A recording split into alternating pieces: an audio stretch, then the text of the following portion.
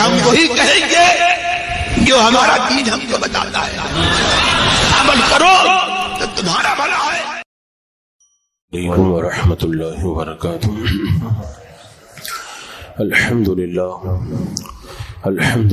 رب العالمین والصلاة والسلام على سید الانبیاء والمرسلین. اما بعد اعوذ باللہ من الشیطان الرجیم. بسم اللہ الرحمن الرحیم. ورتل القرآن ترتیلا. صدق اللہ مولانا العظیم وصدق رسولہ النبی الامین المتین الکریم ونحن علی ذلک لمن الشاہدین والشاکرین والحمد للہ رب العالمین. حصول برکت کے لیے حضور اکرم سید عالم نور مجسم ارواحنا فدا محمد رسول اللہ صلی اللہ تعالی علیہ وسلم کی پر نور بارگاہ میں جھوم کے درود و سلام کا ہدیہ پیش کر لیجیے. اللہم صلی علی سیدنا و شفیعنا و حبیبنا و مولانا محمد وبارک وسلم صلاۃ و سلام علیک یا رسول اللہ صلی اللہ تعالی علیہ وسلم. اللہ تبارک و تعالی کا بے شمار فضل و کرم ہے کہ ہم ایک بار پھر برکتوں اور رحمتوں والے ماہ رمضان المبارک سے قریب ہو رہے ہیں. اللہ تبارک و تعالی ہمیں ماہ رمضان نصیب فرمائے. ہو سکتا ہے آج چاند نظر آ جائے تو آج ہی سے ماہ رمضان کی برکتیں ہمیں میسر ہوں، نہیں تو انشاءاللہ کل سے ماہ رمضان المبارک کی بہاروں سے ہم سب فیضیاب ہوں گے.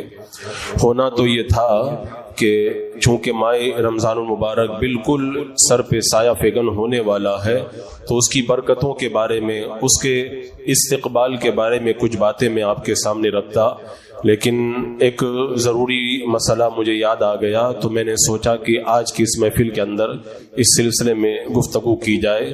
باقی ماہ رمضان المبارک کا استقبال کیسے کریں اگر آپ حضرات اسے جاننا چاہتے ہیں تو پچھلے سال کی جو میری تقریر ہے اس کو سن لیں. انشاءاللہ اس میں نے تفصیل سے ساری باتوں کو ذکر کر دیا ہے. رمضان المبارک کا آغاز ہوتے ہی جو نیکیوں کا موسم بن جاتا ہے اور دلوں کے اندر خیر کا جذبہ پیدا ہوتا ہے، وہ آپ دیکھیں گے کہ ادھر ماہ رمضان المبارک کا چاند نظر آئے گا اور بس تھوڑی دیر کے بعد میں جب عشاء کی اذان ہوگی تو مسجدوں کے اندر پاؤں رکھنے کی جگہ نہیں رہ جائے گی. ایسا لگے گا جیسے رات ہی میں جمعہ کی نماز ہو رہی ہے. ایک نیکیوں کا جذبہ لوگوں کے دلوں کے اندر امڑ آتا ہے اور نماز تراویح کے لیے ایک سیلاب کی طرح لوگ بڑھتے چلے آتے ہیں. عزیزان مکرم، رمضان المبارک کے مہینے میں پڑھی جانے والی نماز تراویح وہ ایک ایسی عظیم نماز ہے جو صرف ماہ رمضان ہی میں پڑھی جاتی ہے. رمضان المبارک کے علاوہ دیگر ایام کے اندر یہ نماز نہیں ہوا کرتی ہے. اور نماز تراویح کا آغاز کیسے ہوا میں یہ عرض کر دوں. ایک بار آقا کریم صلی اللہ تعالی علیہ وسلم آدھی رات کے بعد میں مسجد نبوی میں تشریف لائے. صحابہ کرام موجود تھے. میرے آقا صلی اللہ علیہ وسلم نے انہیں نماز پڑھائی تراویح کی. اب جب صبح کا وقت ہوا تو صحابہ تھے، ان کے دلوں میں تو پھر نیکیوں کا جذبہ بہت ہی زیادہ پایا جاتا تھا. اب مدینے میں چرچا ہونے لگا، مدینے میں ذکر ہونے لگا آج رات میں اللہ کے رسول علیہ السلام نے نماز پڑھائی تھی. اب دوسرے دن مسجد کے اندر بہت زیادہ لوگ جمع ہو گئے. آج بھی آقا کریم علیہ السلام ہمیں نماز پڑھائیں گے. اب میرے آقا علیہ السلام تشریف لائے، رات میں آپ نے صحابہ کو تراویح کی نماز پڑھائی. اب پھر اگلی صبح ہوئی تو پھر چرچا ہونے لگا. آج پھر اللہ کے رسول علیہ السلام نے رات میں نماز پڑھائی تھی. اب تیسرے دن تو پھر وہ لوگوں کا ہجوم تھا. اللہ اکبر کبیرہ. میرے آقا صلی اللہ علیہ وسلم پھر تیسرے دن ایک روایت کے مطابق باہر تشریف نہیں لائے اور پھر خود میرے آقا علیہ السلام نے خود نے بتایا میں کیوں نہیں آیا. میرے آقا علیہ السلام کو امت کا کتنا پیار ہے. میرے آقا فرماتے مجھے یہ اندیشہ ہوا کہ کہیں یہ نماز میری امت پر فرض نہ ہو جائے. کیونکہ اللہ کے رسول علیہ السلام اگر یہ نماز پابندی سے پڑھا دیتے تو پھر یہ سنت موقدہ نہیں رہتی بلکہ ہمارے لیے فرض ہو جاتی, اور اگر نہیں ادا کرتے قیامت کے میدان میں زبردست وبال کے اندر ہم گرفتار ہوتے. پھر جب حضرت عمر فاروق رضی اللہ تعالیٰ عنہ کا دور آیا, میرا آقا علیہ السلام نے اس کی فضیلت کو بیان کر دی کہ ماہ رمضان المبارک میں جو ایمان اور ثواب کی نیت سے قیام کرتا ہے یعنی نماز پڑھتا ہے, اللہ تبارک و تعالیٰ اس کے پچھلے سارے گناہ معاف فرما دیتا ہے. یعنی جو صغیرہ گناہ ہوئے اللہ تعالیٰ ان کو معاف فرما دیتا ہے. جب حضرت عمر رضی اللہ تعالیٰ عنہ کا دور آیا, آپ نے ماہ رمضان المبارک میں لوگوں کو دیکھا کہ کوئی اکیلا نماز پڑھ رہا ہے, کچھ لوگ چند لوگ مل کر کے ایک امام کی اقتدا میں نماز پڑھ رہے.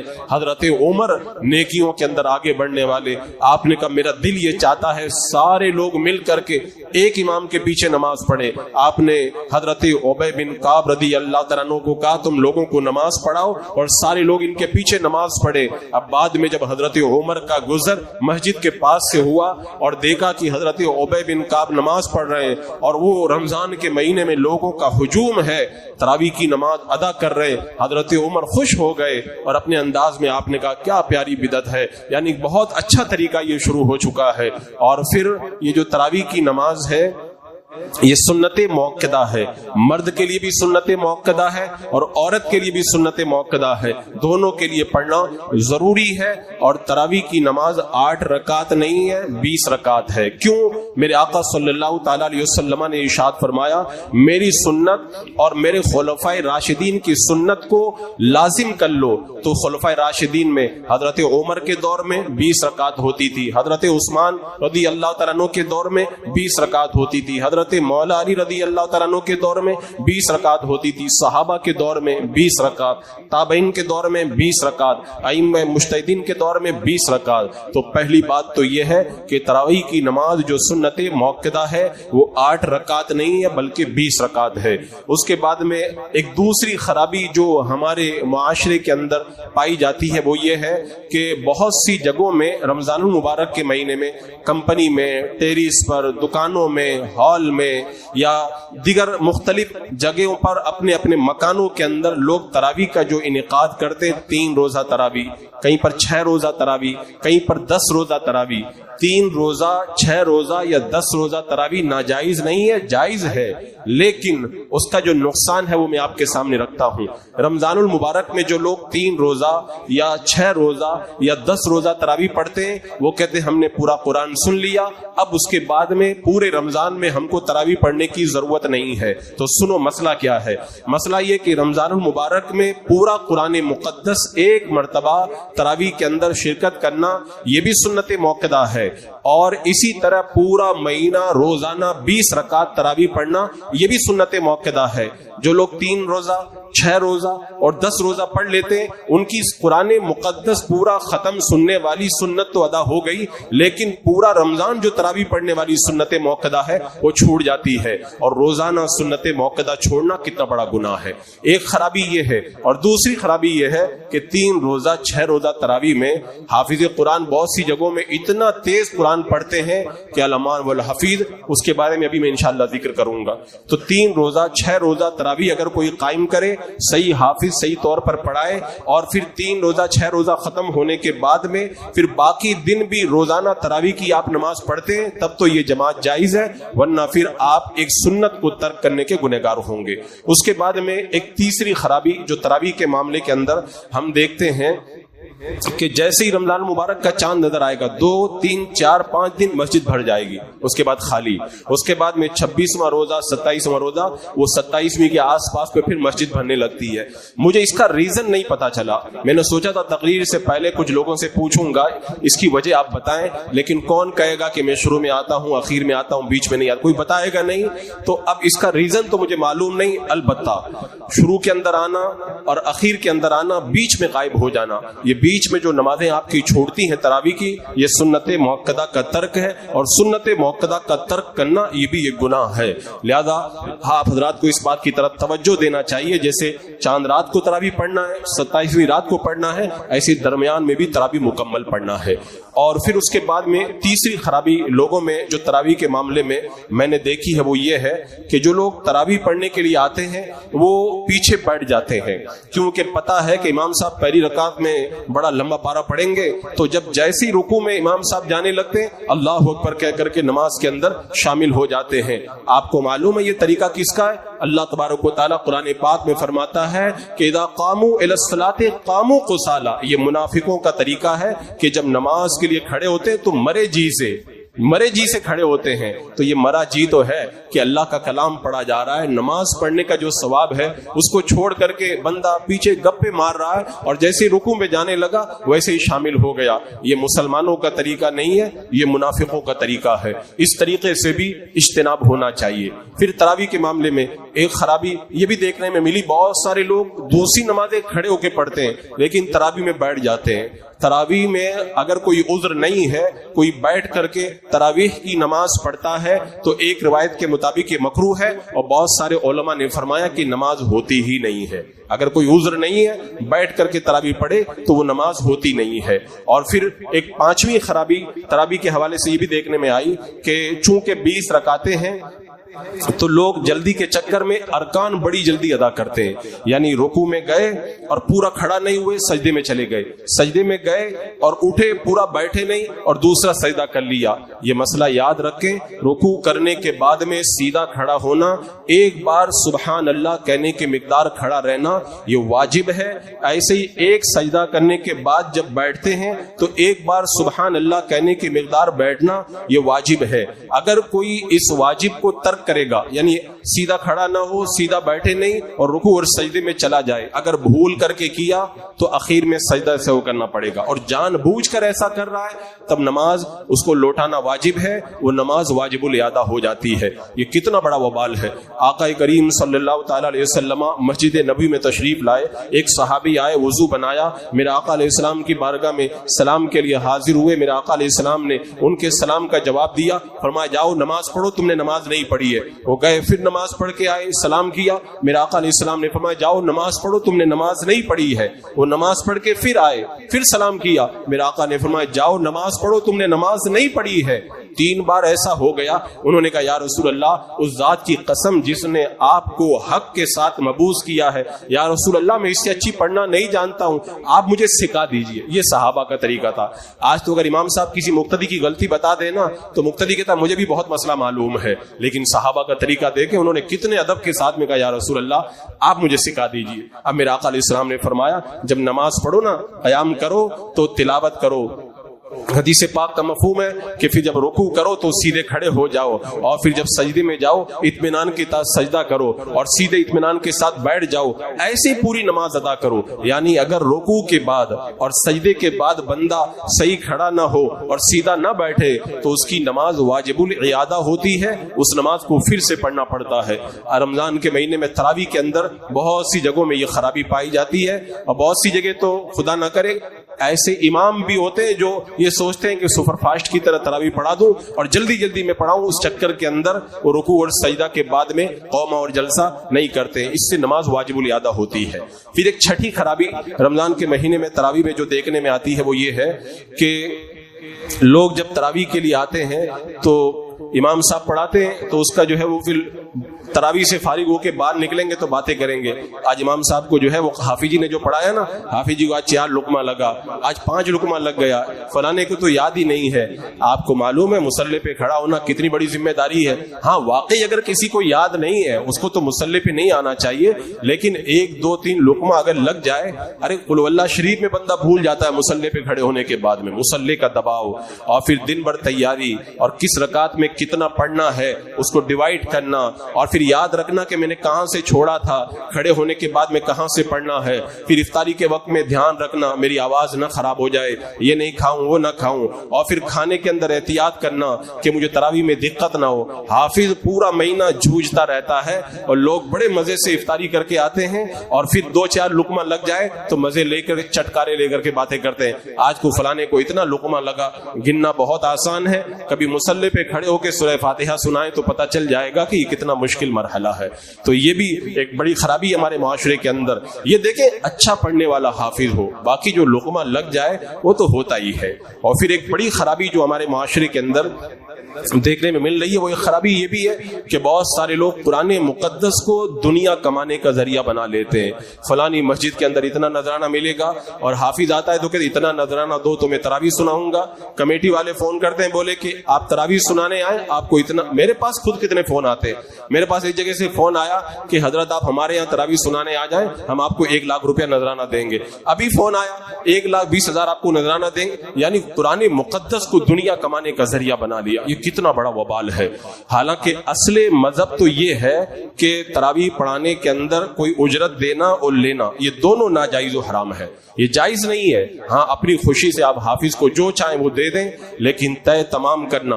اگر آپ کو یہ سب کرنا ہے تو پھر مسئلے پہ عمل کرتے ہوئے کسی قرآن کے حافظ کو معین وقت کے لیے معین اجرت پر اجیر رکھ دیں, اس کے بعد میں یہ سب کریں تو جائز ہے. لیکن آپ اگر اس طرح قرآن مقدس کو دنیا کمانے کا ذریعہ بنائیں گے تو یہ شریعت مطہرہ اس کی اجازت ہے. ہاں آپ علماء کی خدمت کریں, حفاظ کی خدمت کریں, ان کو دینا بہت ثواب کا کام ہے. عام لوگوں کو دینے سے زیادہ اس کا اجر و ثواب ہے ان علماء اور حفاظ کی قدر کرنا. لیکن قرآن مقدس کو کمائی کا ذریعہ نہ بنایا جائے. اس کے بعد ایک 8ویں خرابی جو تراویح کے حوالے سے دیکھنے میں آتی ہے وہ یہ ہے, بہت سارے لوگ کہتے ہیں کہ میں تو تراویح پڑھنے جاتا ہوں, مجھے تو تراویح کی آواز ہی نہیں آتی ہے. ارے جب فرض نماز آپ پڑھ رہے ہیں اور آواز نہ آئے تو فرض نماز ہو جاتی ہے, تو سنت میں اگر آواز نہ آئے تو پھر سنت کے اندر کون سی خرابی پیدا ہو جاتی ہے. یہ لوگوں کا اپنا ڈھکوسلا ہے.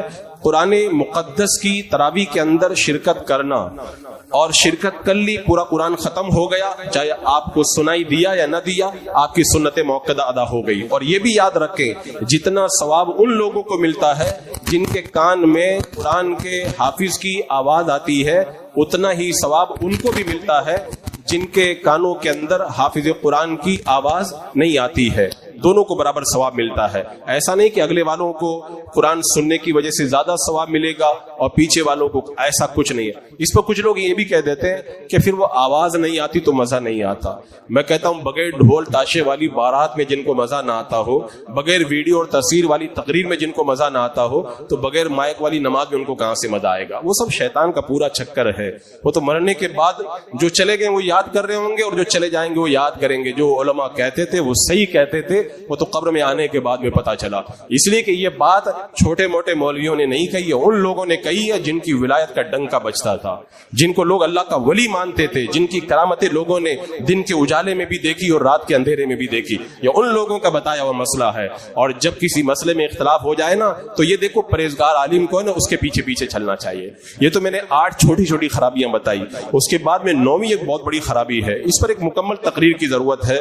آج ہمارے معاشرے میں تراویح کے حوالے سے بہت بڑی خرابی پائی جاتی ہے, وہ ہے جلدی والی تراویح. جو تراویح جتنی طوفانی اور جتنی آندھی والی تراویح ہوگی لوگ اس کو زیادہ پسند کرتے ہیں. آپ کو معلوم ہے لوگ کیا باتیں کرتے ہیں, بولے ارے فلاں جگہ تو 10 بجے تراویح ختم ہو جاتی ہے, تمہارے یہاں کتنے بجے ختم ہوتی ہے؟ کہتے ہیں ہمارے یہاں 10 پہ. بولے ہمارے یہاں تو 10 پہ ہی یعنی 10 منٹ پہلے مسجد سے باہر آ جانا اتنا بڑا کمال ہے کہ ایسے فخر کے ساتھ میں کہتے ہیں کہ 10 منٹ پہلے ہم لوگ باہر نکل جاتے ہیں. ارے مسجد میں تو آپ اگر آدھا گھنٹہ زیادہ بیٹھو گے تو زیادہ ثواب ملے گا. نماز میں اگر آپ 15 منٹ زیادہ کھڑے رہو گے تو زیادہ ثواب ملے گا. یہ تو نیکیوں کا لوٹنے کا موسم ہے نا. یہ نیکیاں لوٹنے کا طریقہ یہ تو نہیں کہ باہر نکل کر بندہ خوش ہو جائے. باہر نکل کر کے خوش نہ ہو, مسجد میں رہ کر کے خوش ہونا چاہیے. اور پھر اس کے اندر دیکھا گیا ہے, اگر آپ اعلان کر دیں کہ کرلا کے اندر فلاں مسجد کے اندر آدھے گھنٹے میں پوری تراویح ختم ہو جاتی ہے, لوگ گاڑی لے کر کے وہاں پہ جا کے پہنچیں گے کہ وہاں پہ جو ہے وہ 15 منٹ پہلے تراویح ختم ہو جاتی ہے. ان بدھوؤں کو کوئی جا کر کے پوچھے تم گاڑی لے کر کے وہاں تراویح پڑھنے کے لیے جاتے ہو تو تم کو آنے جانے میں آدھا گھنٹہ لگ گیا. اس سے اچھا تھا کہ اپنے محلے کی مسجد میں 15 منٹ زیادہ کھڑے. یعنی روڈ پر ٹریفک میں آدھا گھنٹہ خراب ہو جائے وہ اچھا لگتا ہے, لیکن مسجد میں قرآن سننے کے لیے 15 منٹ تک زیادہ کھڑا رہنا, اس کے اندر بڑی تکلیف محسوس ہوتی ہے. یہ سب نیکیوں کا جذبہ نہیں ہے. اور اس کے علاوہ یہ بھی یاد رکھیں کہ پورا قرآن مقدس سننا تراویح کے اندر سنت موقدہ ہے. آواز نہ آئے تب بھی سنت ادا ہو جائے گی, آپ پیچھے رہیں گے تب بھی. لیکن اگر کسی نے اتنی رفتار کے اندر قرآن مقدس پڑھا, وہ ایک ہوڑ لگتی ہے نا, ہوڑ لگتی ہے کہ سب سے اچھا حافظ وہ ہے جو سب سے کم وقت میں تراویح پڑھائے. لیکن اللہ تبارک و تعالیٰ قرآن پاک میں کیا فرماتا ہے, وَقُرْآنًا فَرَقْنَاهُ, ہم نے اس قرآن کو جدا جدا کر کے نازل کیا. کیوں؟ لِتَقْرَأَهُ عَلَى النَّاسِ عَلَى مُقْسٍ, تاکہ محبوب تم لوگوں کے سامنے ٹھہر ٹھہر کر کے پڑھو. اللہ نے تو قرآن ایسے نازل کیا. اور میرے آقا علیہ الصلوۃ والسلام نے ارشاد فرمایا, حضرت انس سے روایت ہے, میرے آقا ارشاد فرماتے ہیں کہ اللہ تبارک و تعالیٰ پسند کرتا ہے کہ قرآن کو جیسے نازل کیا گیا ویسے ہی قرآن کو پڑھا جائے. تو قرآن کیا طوفانی اور آندھی کے انداز کے اندر نازل کیا گیا؟ قرآن تو ٹھہر ٹھہر کر کے نازل کیا گیا ہے. تو ویسے ہی پڑھنے کا حکم اللہ اسی کو پسند کرتا ہے. لیکن لوگ کس کو پسند کرتے ہیں؟ طوفانی حافظ کو پسند کرتے ہیں, بھلی نماز ہو کہ نہ ہو. میرا رب, میرے آقا صلی اللہ علیہ وسلم نے کیا فرمایا کہ رب تال القرآن والقرآن یلعنہ, بہت سارے قرآن پڑھنے والے ایسے ہیں کہ قرآن ان کے اوپر لعنت کرتا ہے. آپ کو لرز جانا چاہیے کہ قرآن پڑھنے والے پہ قرآن لعنت کرتا ہے. مطلب کیا ہوا؟ جو قرآن غلط پڑھتا ہے قرآن اس کے اوپر لعنت کرتا ہے. اب آپ جا رہے ہیں کہ وہاں پہ آدھے گھنٹے میں تراویح ختم ہو رہی ہے, آپ وہاں پر پہنچے. اب جو آدھے گھنٹے میں 1.5 پارہ پڑھائے گا, میں کہتا ہوں قرآن صحیح پڑھ ہی نہیں سکتا ہے. کوئی سوال ہی نہیں پیدا ہوتا. 20 رکعت پڑھ لینا اور 1.5 پارہ پڑھ لینا, آدھے پونے گھنٹے میں ختم کر دینا, یہ بہت مشکل مسئلہ ہے. ہاں, اگر کوئی بہت اچھا حافظ پڑھتا ہے کم وقت میں اگر وہ ختم کر دے تب تو اچھی بات ہے. اور میرا رب قرآن میں کیا فرماتا ہے, وَرَتِّلِ الْقُرْآنَ تَرْتِيلًا, قرآن کو ٹھہر ٹھہر کر کے پڑھو. اعلیٰ حضرت فرماتے ہیں اتنا ٹھہر کر کے قرآن پڑھو کہ اس کی آیتوں کو اور اس کے الفاظ کو آپ گن سکو. قرآن پڑھنے کے 3 درجے ہیں, ایک ایک دم آہستہ, ایک میڈیم اور ایک رفتار میں. فرض نماز میں آہستہ قرآن پڑھنے کا حکم ہے ٹھہر ٹھہر کر کے, اور تراویح کے اندر میڈیم رفتار میں پڑھنے کا حکم ہے. اور رات کی نفل نماز میں اتنی رفتار سے پڑھنے کا حکم ہے, جائز ہے اتنی رفتار سے پڑھنا کہ قرآن سمجھ میں آ جائے. لیکن سمجھ ہی میں نہ آئے ایسا قرآن کا طریقہ تو کہیں پر بھی جائز نہیں ہے. حضور صد الشریعہ بدر الطریقہ علی رحمت و رضوان, جنہوں نے بہار شریعت لکھی ہے, فرماتے ہیں جو قرآن پڑھانے والے حافظ رفتار میں پڑھتے ہیں, حروف چبا جاتے ہیں, حمزہ اور ہا اور عین کے اندر تمیز نہیں کرتے, تا ذال اور زا وغیرہ کے اندر تمیز نہیں کرتے, سین اور سواد کے اندر تمیز نہیں کرتے, ایسی جگہ تراویح قطعاً نہیں ہوتی ہے, نماز ہوتی نہیں ہے. اور خود فرماتے ہیں اسی مصیبت کی وجہ سے 3 سال ہو گئے تراویح میں قرآن پاک کا ختم سننا مجھے نہیں مل پاتا ہے. آپ سوچیں حضور صد الشریعہ اتنے بڑے پرہیزگار آدمی کہ فجر کی نماز پڑھنے جا رہے ہیں, آنکھوں کی نظر بڑھاپے میں کمزور ہو گئی, اچانک آپ کا پاؤں ایک کنویں کی منڈیر پہ پڑ گیا, ایک بڑی مائی نے آواز دی, ارے بابا آگے کنواں ہے, کنویں میں گر جاؤ گے. آپ پیچھے پلٹ کر کے آئے, لیکن جان کا خطرہ ہونے کے باوجود بھی مسجد میں جا کے نماز ادا کرتے. کبھی آپ نے جماعت کو ترک نہیں کیا. اتنے بڑے جماعت کے پابند, کہتے میں تراویح 3 سال سے کسی حافظ کے پیچھے نہیں پڑھ پا رہا ہوں. وجہ بولے غلط قرآن پڑھتے ہیں. تو اتنا بڑا پرہیزگار یہ بتا رہا ہے کہ غلط قرآن جہاں پہ پڑھا جائے وہاں نماز ہونا تو بہت دور کی بات ہے, ثواب ملنا تو بہت دور کی بات ہے, نماز تک نہیں ہوا کرتی ہے. عزیزان مکرم, ہمیں اپنا مزاج بدلنا ہوگا. لوگ کیا سمجھتے ہیں کہ یا لمون تعلمون سن لیں گے اور پورا قرآن ختم ہو جائے گا اور ہمیں اس کا ثواب مل جائے گا. ثواب نہیں ملے گا, بلکہ قرآن سننے آئیں گے لعنت آپ لے کر کے جائیں گے. آپ سنت موقدہ اس لیے ادا کرتے ہیں نا تاکہ بوجھ سر سے اتر جائے ایک سنت کا, لیکن لوگ آتے ہیں گناہ کا بوجھ اپنے سر پہ لے کر کے جاتے ہیں غلط قرآن سن کر کے. اور جو قرآن غلط پڑھتا ہے چاہے کتنی بھی رفتار سے پڑھے, پڑھانے والا گنہگار, سننے والے گنہگار, اور اسی طرح اس کو رٹنے والے ٹرسٹی بھی گنہگار. ہوتا کیا ہے, جو لوگ تیز پڑھتے ہیں ان کو لوگ پسند کرتے ہیں, اس لیے ٹرسٹی لوگ ایسے لوگوں کو لاتے ہیں جو بہت تیز پڑھے. تو ان کو معلوم ہے زیادہ لوگ آئیں گے تو چندہ زیادہ ہوگا اور نذرانہ زیادہ دینا پڑے گا. میں کہتا ہوں تم دنیا کے اندر تو حافظ کو زیادہ نذرانہ دے دیے اور زیادہ چندہ کر لیے, لیکن خدا کی بارگاہ میں کیا منہ لے کر کے جاؤ گے جب اللہ تبارک و تعالیٰ پوچھے گا کہ میرے کلام کو تم نے اتنے غلط انداز کے اندر پڑھا, اس وقت اس کا وبال کتنا سخت ہوگا آپ اندازہ نہیں کر سکتے. آپ یاد رکھیں کہ قرآن مقدس کو اتنی رفتار سے پڑھنا کہ حرف بدل جائے, یہ لہن جلی ہے, اور لہن جلی کے ساتھ میں قرآن پڑھنا بھی حرام ہے اور سننا بھی حرام ہے. اس کا اتنا سخت وبال ہے. لوگ کیا اس کو رسم سمجھتے ہیں, تراویح پڑھ لی ادا ہو گئی, صحیح کی غلط, یعنی یہ رسم سمجھ کے ادا کرتے ہیں. یہ رسم نہیں ہے, یہ عبادت ہے, اور عبادت کو عبادت کے طور پر ادا کرنا چاہیے. آپ کو معلوم ہے قرآن تیز پڑھ کر کے اگر کوئی اس کی بے حرمتی کرتا ہے تو وہ کتنے بڑے وبال کے اندر گرفتار ہوتا ہے. اللہ اکبر کبیر. حضرت ام المومنین عائشہ صدیقہ رضی اللہ تعالیٰ عنہ نے دیکھا ایک بندہ بہت تیز قرآن پڑھ رہا تھا. آپ نے فرمایا نہ یہ قرآن پڑھ رہا ہے اور نہ چپ ہے, یعنی اس کے پڑھنے کا اس کو کوئی ثواب نہیں مل رہا ہے. اسی طرح حضرت بشر بن حارث کہتے ہیں میں نے ابن داؤد حرمی سے پوچھا کہ ایک حافظ قرآن پڑھ رہا ہے, میں اس کے پاس سے گزر رہا ہوں, کیا بیٹھ کر کے قرآن اس کا سن لوں؟ فرمایا وہ لہن تو نہیں کرتا ہے؟ بولے لہن کرتا ہے. کہا اس کے پاس میں مت بیٹھنا, وہ گمراہ ہے, وہ بدعتی ہے, یعنی جو قرآن میں لہن کرے. اور جب قرآن تراویح میں رفتار سے پڑھا جاتا ہے تو کتنی جگہ لہن ہوتا ہے. ایسے قرآن کو سننے کو آپ نے گمراہیت قرار دیا ہے. اور آپ دیکھیں جب بندہ تراویح پڑھتا ہے تو کیا کرتا ہے, رب کا کلام پڑھتا ہے. حضرت مولا علی رضی اللہ تعالیٰ عنہ کیا فرماتے ہیں؟ حضرت مولا علی فرماتے ہیں جب میں رب سے باتیں کرنا چاہتا ہوں تو نماز پڑھتا ہوں, اور جب میں یہ چاہتا ہوں اللہ مجھ سے باتیں کرے تو میں قرآن پڑھنے لگ جاتا ہوں. آپ نماز پڑھ رہے ہیں, خدا سے کلام کر رہے ہیں, تو کیا لوگوں سے آپ ایسی باتیں کر کے پھڑ پھڑ کر کے نکل جاتے ہیں, ایسی باتیں کرتے ہیں؟ یہ بات کرنے کا انداز جب لوگوں کے ساتھ میں غلط مانا جاتا ہے تو خدا کی بارگاہ میں تو یہ انداز کتنا غلط ہوگا اس کا اندازہ نہیں کر سکتے. ایک روایت میں نے پڑھا تھا بندے کو قبر کے اندر اتنا ہی سکون ملے گا جتنا نماز میں سکون ملتا ہے. اب تراویح میں آپ دیکھ لیں کتنا آپ کو سکون ملتا ہے. اگر اچھا قرآن سن کر کے آپ کو لطف آتا ہے تو قبر میں بھی وہی سکون ملے گا. اور قرآن سننے میں جب مزہ نہیں آتا, آپ چاہتے جلدی نماز ختم ہو جائے, تو قبر کے اندر بھی لطف آپ کو میسر نہیں آئے گا. اور بندہ خدا کی بارگاہ میں جب کھڑا ہوتا ہے تو معلوم ہے کیفیت کیا ہوتی ہے, وہ خدا سے ہم کلام ہوتا ہے. حضرت عبداللہ ابن مسعود کہتے ہیں جب قرآن سنو نا, یا ایھا الذین آمنوا سنو, تو سمجھ جایا کرو اللہ تم سے کچھ فرما رہا ہے, یہ کرو یہ مت کرو, آگے حکم دیا جا رہا ہے. امام مالک رحمت اللہ تعالیٰ علیہ کی بارگاہ میں کسی نے کہا کہ حضور آپ کا ایک شاگرد ہے, وہ روزانہ رات کو ایک قرآن پاک ختم کرتا ہے. حضرت امام مالک اس کے پاس میں گئے اور جانے کے بعد میں فرمایا تم قرآن روزانہ رات میں ختم کر دیتے ہو؟ کہا ختم کر دیتا ہوں. بولا آج رات میں جب قرآن پڑھو تو یہ سوچ کر کے پڑھنا کہ تم مجھے قرآن سنا رہے ہو. اب دوسرے دن امام مالک کی ملاقات ہوئی, بولے رات میں کتنا پڑھا؟ بولے حضور جب میں یہ سوچ کر کے پڑھنے لگا کہ آپ کو سنا رہا ہوں تو 10 پارے ہی پڑھ پایا, زیادہ پڑھ ہی نہیں پایا. کہ آج رات میں قرآن پڑھو تو یہ سمجھنا رسول اللہ صلی اللہ علیہ وسلم کو قرآن سنا رہے ہو.